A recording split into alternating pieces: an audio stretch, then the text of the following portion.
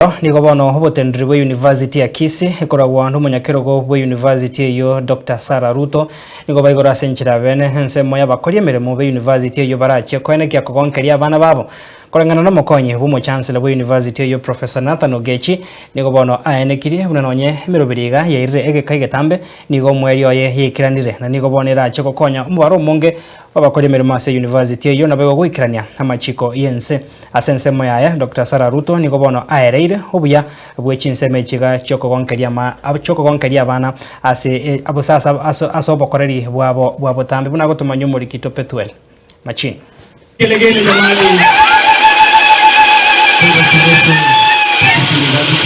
Obotendri bwa University ya Kisii korawa no munyakirogo bwa University ya Dr. Sarah Ruto nigo rero baigwire bene nsemo y'abakora imirimo be University bakogonkeria abana babo. So it is really a pleasure to be with you this morning and to be able to launch the daycare and lactation center.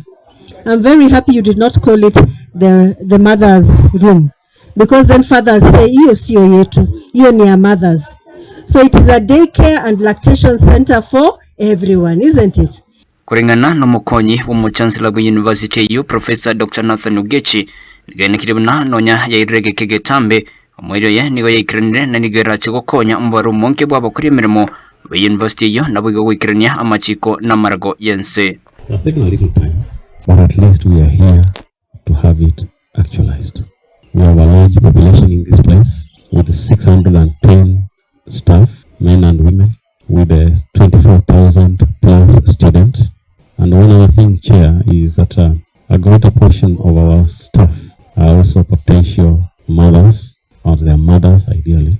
And of course, even the fathers who are there have to support the children.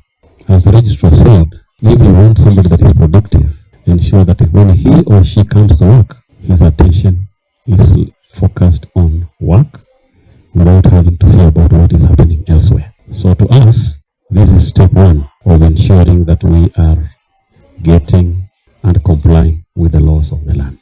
Sensema Dr. Sarah Ruto nigo aereirobya wechinsemo chokogonkeria abana asimitinye 35 mo emitangani yobugema bwabo. Other than being compliant with the law, specifically the Health Act of 2017, this daycare and lactation center for me is very important because it allows us as the Kisii community to pay attention to children, and research has told us that the first 36 months of their life is perhaps the most critical. That we do not even know what a child learns, how they learn during the first 36 months. And therefore, if you go even to the industrialized world, when you see what effort they do and they play within the first 36 months, you will know that they are investing in the foundation so that they can grow up to be well. And I'm glad that we have started in this journey. Nanyanabo nigo Professor Dr. Nathan Ogechi ayenikimno gasa magacha gentse kwa gachosi University yo barachikorosia se kiradirongo ensema borkwa bakogonkeria abana babo. So phase one, we are taking care of the staff, but as you are aware, we also have some other structures within the university which we are completing. The Titian Complex. We hope we'll shortly give it a better name, because buildings here are either called Titian Complex, I don't know, Agriculture Complex and the like. We need to give them names. Within the Titian Complex, for each floor, there is a place that has been designated, which we are going to finish up and ensure that they also become a place where our students can also have their babies taken care of in case they need to bring them around.